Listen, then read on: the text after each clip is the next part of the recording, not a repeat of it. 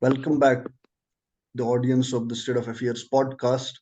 I have got with me today for this conversation a very special guest, Sadia Rahman, who is a research non-resident fellow at the Capri, and also she is somebody who is following the Chinese, ethnic groups and the politics of China very closely. Has the first-hand research done on the topic of Xinjiang province and the minorities in China, especially. So, first of all, I'd like to welcome her on the podcast.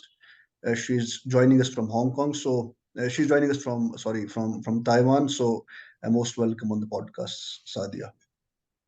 Thank you, Mehraj, for inviting me. I'm very glad to be there on your podcast. You've invited me to discuss a very significant topic, which I feel that probably should deserve more attention. It deserves to be highlighted more, and it needs more platforms like this so that we can openly discuss on the human rights issues or violations which have been conducted in China's northwestern region on the Uyghur minorities, and I'm looking forward to the discussions. Yeah, thank you. The entire topic is quite important when you look at it from the human rights perspective.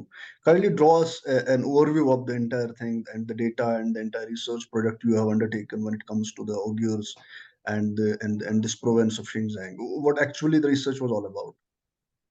Okay, so this is largely more about my PhD topic.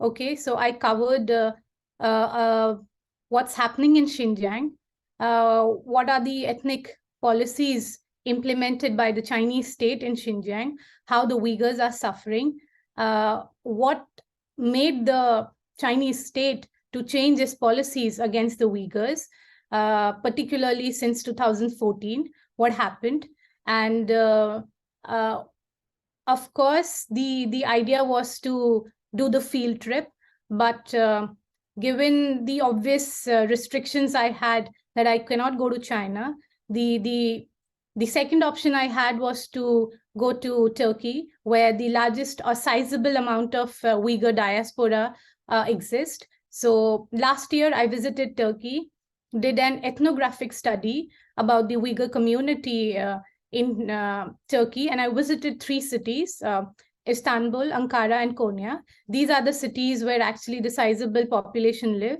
And I met them to understand exactly what's happening in Xinjiang right now. They call not Xinjiang, but they refer the region as East Turkestan, of course.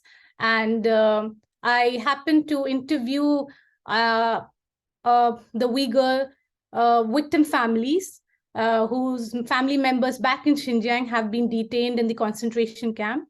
And they have not been in touch with them since 2017. I also had the chance to interview some of the experts, such as Darren Byler, who actually went to Xinjiang in 2018 and also has written a comprehensive account of what's happening in the concentration camp. He's come out with the book, and also concentration camp survivors. They describe the ordeal that what they have went through in the concentration camps. Yeah.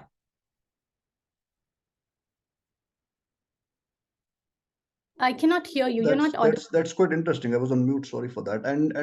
See, there is a perspective that's gaining the momentum at the global level since 2014 that China must be held accountable for the brutalities that it's executing in this Xinjiang province.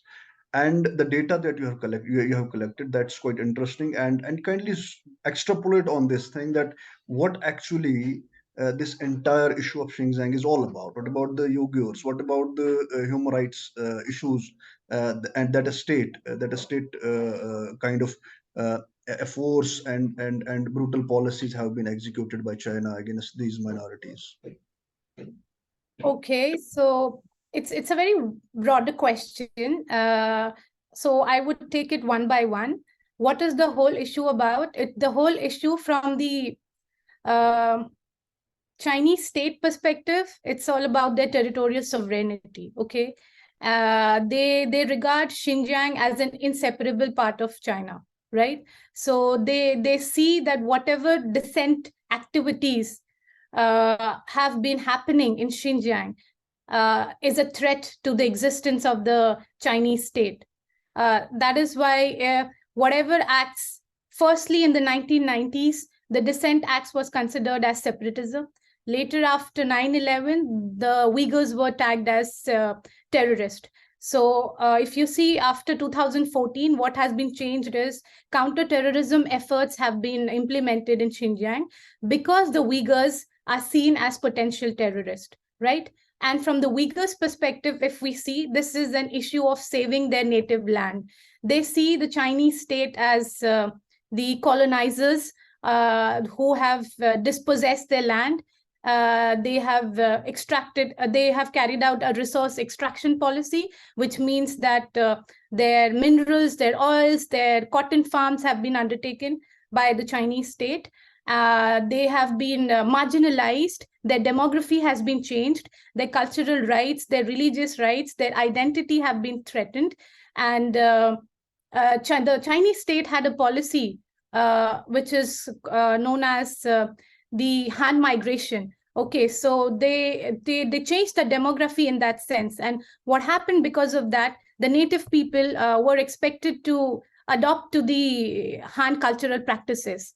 In that sense, it was about the Uyghurs, it is about change, about saving their identity, their ethnic identity. And when I met the Uyghurs in Turkey, they were very explicit about the saving the generation, Uyghur generations who are living in Xinjiang, because whatever the policies right now have been implemented, right from counterterrorism measures, which means that putting the Uyghurs in the re-education centers and implementing or imposition of bilingual education policy. These are all policies which directly attack the Uyghur lineage. They eradicate Uyghur language, their culture, their religious identity. Yeah. There have been, you see, the issue with tracking or having a conducting a research on this important topic is that it's just barred by the increased surveillance that China actually undertakes. I mean, there is no first-hand data that can be collected in order to raise voice for these people who have been held in the concentration camps, and there are very few people who actually make it to the outside world, given the way that they have to travel through all the trials and tribulations. What actually you as a researcher make out of this entire thing, that how they have been treated and where is this discourse going from now on? I mean, at the global level, it's gaining the momentum. There are organizations that actually pull up this issue at the global forums. You have very limited diaspora of this entire Uyghur Muslims. So how do you view it? Where is this discourse going from now? Okay, so how have they been treated? I will actually say this from the first hand information I got from my interviewees in Turkey. Okay, from the perspective of concentration camp survivors, uh, and ample public testimonies are available, in public domain. They talk about how they were, kept in confined in a small room, and there is a mechanism which has been happening or followed to uh, re-educate the Uyghur mindset, which is first, if they see you or observe that you are not drinking, you're not smoking, or probably you are practicing your religion, how many times you're visiting the mosque, everything is being recorded.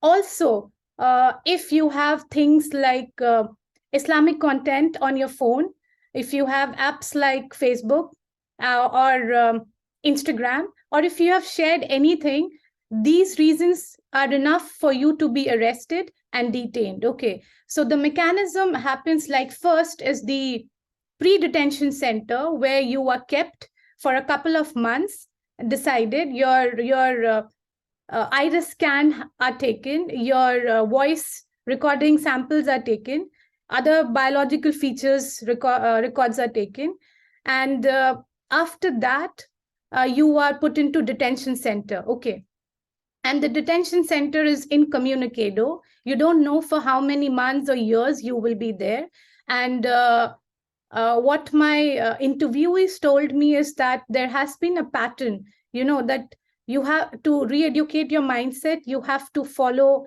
uh, what you have to learn Chinese, praise the Chinese government, of course, and praise Xi Jinping thoughts. So that's how you re-educate your mindset. Okay, this is the first-hand information told by the concentration camp survivors.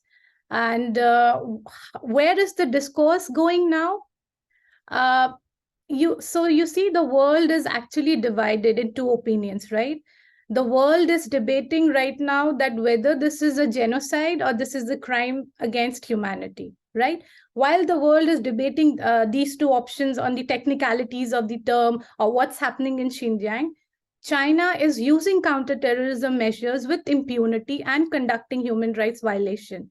And the Uyghurs are suffering immensely.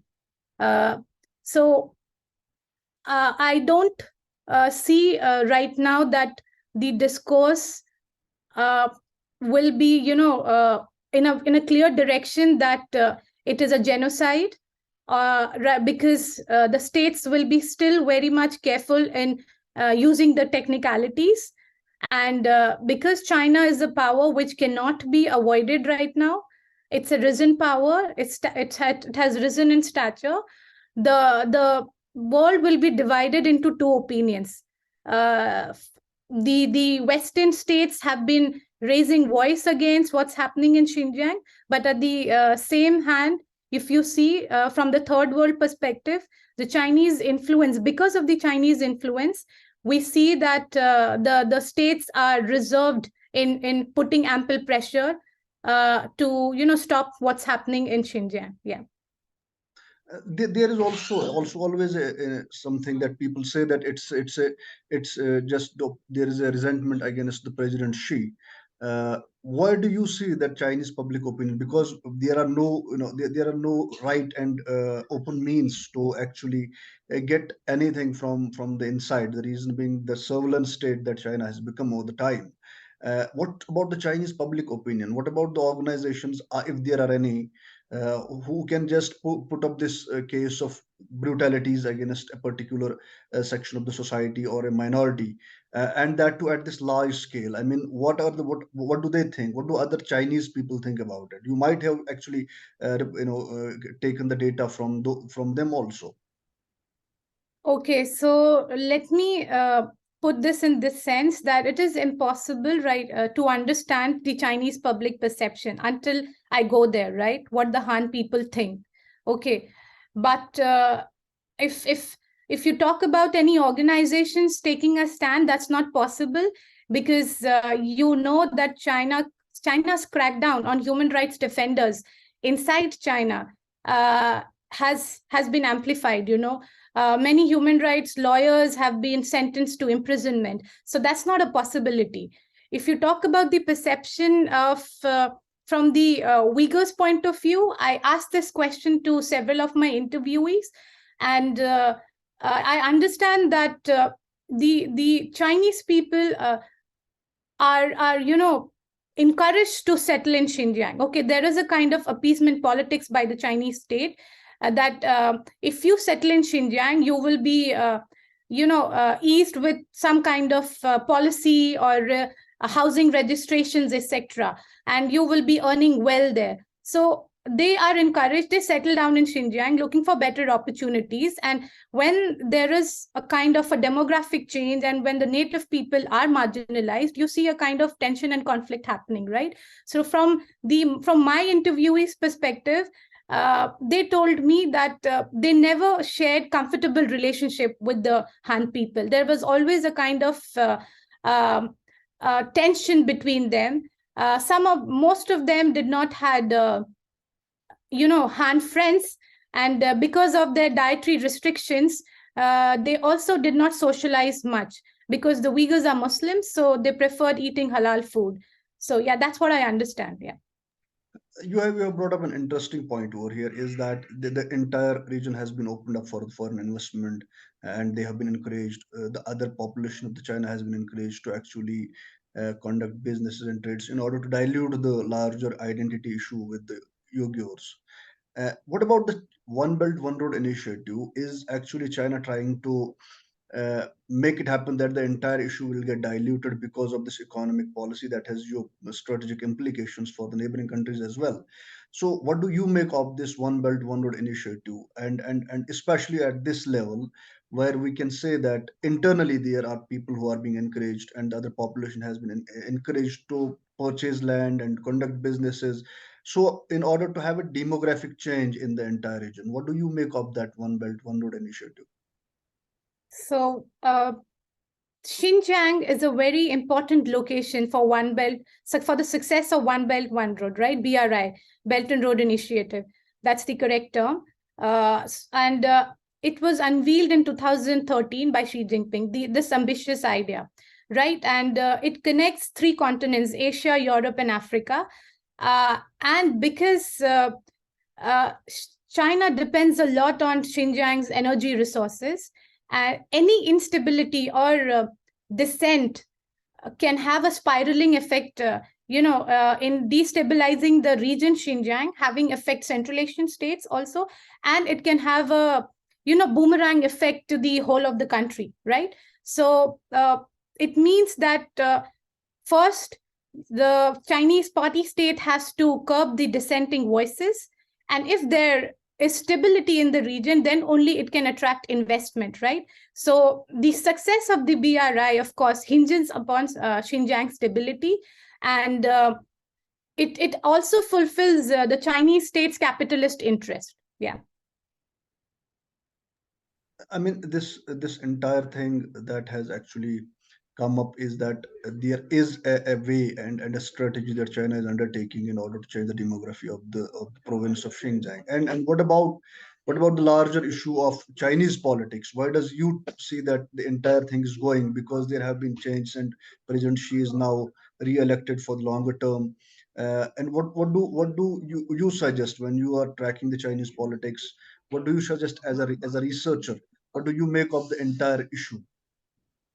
Uh, the entire issue related to Xinjiang politics. Not Xinjiang politics exactly, but about the Chinese politics as a whole, because you have been closely tracking the Chinese politics as well. So see, what's happening, I would actually again connect this to Xinjiang, okay, and I'll answer this. So what's happening in Xinjiang is nation building, of course, right? Because there is cultural assimilation, there is religious assimilation, imposition of bilingual education, imposition of Putonghua as the national language. So what is happening is making of a national identity here, right? Which is synonymous with Han cultural practices. Uh, in that sense, Xi Jinping has actually emphasized on the concepts like Chinese dream and rejuvenation of the Chinese nation, right? So these are the two terms, which means that it has pumped up the Chinese people, envisioning that China would be a unified Chinese nation by 2049. That's the two centennial goals, right? And so, in that sense, the purpose of the Chinese politics right now is, or rather, Xi Jinping is to achieve a unified Chinese nation, fulfill that dream, and also the stability of the party, the Chinese Communist Party. So any kind of threat or instability will be seen as a threat to the party system and the party itself, right? And Xi Jinping would not want that. That is why such brutal policies, if you see, have been implemented in Xinjiang so that it avoids the disintegration, similarly like the Soviet Union.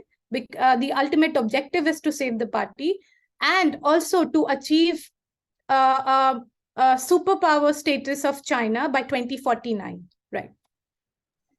You have in the last part of the conversation, you have actually told me that there is the world is entirely divided into two when it comes to dealing with China's minority crisis. uh, I'll bring here the global organizations, global forums that actually pick up this issue, and they raise their voices and register their protests against this. That this must not happen. What actually bars this entire discourse?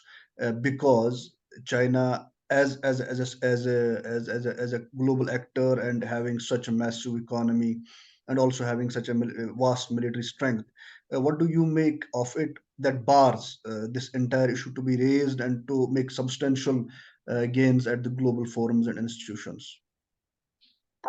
It's in my very to be very specific, it is China's risen power status. Okay, so if you see, China has its reach at the United Nations, right? It has its reach at several other international institutions, and China have been trying to, uh, from the third world's perspective, it has also reached and influenced many of the third world countries. So when China's diplomatic clout influences a lot of countries, it has huge spending influence in the United Nations. It probably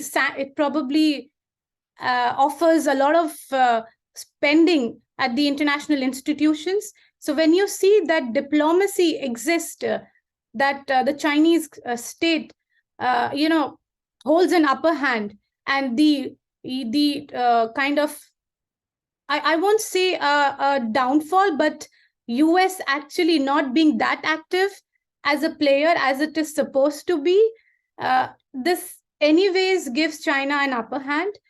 And if you see what's happening at the United Nations Human Rights Council session, China has already, bifurcated the member states into two divisions. Whenever topics like human rights issues have been raised related to Xinjiang, there have been a huge number of member states supporting China also, right? The Western states are raising the issue, but because of China's economic influence, it has been receiving a lot of praise in terms of counterterrorism measures, praising the counterterrorism measures. The countries are supporting China. It's only because of its diplomatic reach. It's only because of its economic influences. It's only because of the investment which the BRI is doing. Yeah, that's what I understand. You have brought up this very important dimension of this, is that China's role against the terrorist networks and its policy of anti-terrorism scheme. And there have been talks about some of the Central Asian republics where actually this radicalism flows into China, and China is also taking up this issue with these countries that actually neighbor the Xinjiang province, and also the Belt and Road Initiative. uh, are there any updates on that? Right now, if you see, the Central Asian countries are very much under the influence of China. As I told you, the BRI influence is there. Kazakhstan, huge investment is pouring in. Uzbekistan, huge investment is pouring in, right? So for the Chinese state, stability or the influence on the Central Asian states is very important. Any kind of instability in that region will affect. Would, or rather would, as the Chinese say, would surge separatist activities in the Xinjiang region, and this will also affect China in that sense, right? So the purpose right now is to win over the Central Asian states, keep its influence on the Central Asian states tacitly, and control the entire region, the hegemonic intentions in Asia as well. Yeah.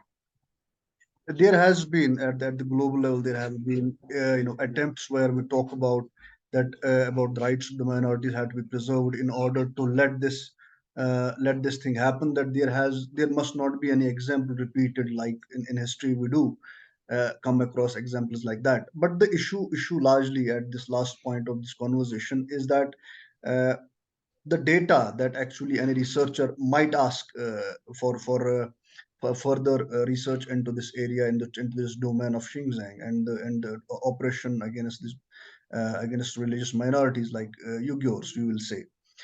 What do you suggest to the scholars and students of IR, and especially those who are actually into the Chinese politics and tracking the minority issue? What think tanks, what research material they have to consult in order to make the research all inclusive, given the fact that there might be not sources that may tell you the accurate information that may actually help you to understand the issue in a better way. What do you suggest to the students and researchers of IR? Uh, so Chinese studying Chinese politics is difficult given China itself is a very opaque society, right? And recently, visiting China has been difficult for various reasons. It's sensitive because of COVID, etc. Uh, if somebody is actually studying or dealing a very sensitive issue related to minorities, need not be Xinjiang, but also Tibetan issue, etc. Getting a first-hand information is very essential. It's very significant to understand what's happening in the region or what the communities are facing. In my context, I really faced the difficulty of understanding the politics in Xinjiang. Although I had an alternative to visit the diaspora, maybe somebody who is researching the minority issues can look up to interviewing the diaspora to at least understand the perspective, what's happening, to visit the victim families. If you talk about visiting think tanks, see. Doing Chinese studies depends a lot on the understanding the Chinese society, the Chinese text itself, right? There is no shortcut that you can visit this think tank or this institution. You need to learn the language so that you can read the text, and that becomes your primary source. And this will help you to develop your own perspective and scholarship and understand China better. Yeah. Sadia, thank you for this very insightful and engaging conversation. I'll be joining you. You will be joining us back on the Taiwan issue and geopolitical landscape of Indo-Pacific in the next episode. We wish you all the best for your next assignment and project or any position, research position you might be getting. Good luck with that, and thank you for joining me on this conversation. Thank you, Mehraj. It was very interesting to talk to you. You asked me some very pertinent questions, and I'm very glad that I was able to give voice to the Uyghurs. And I look forward to such further discussions, engaging discussions. Thank you.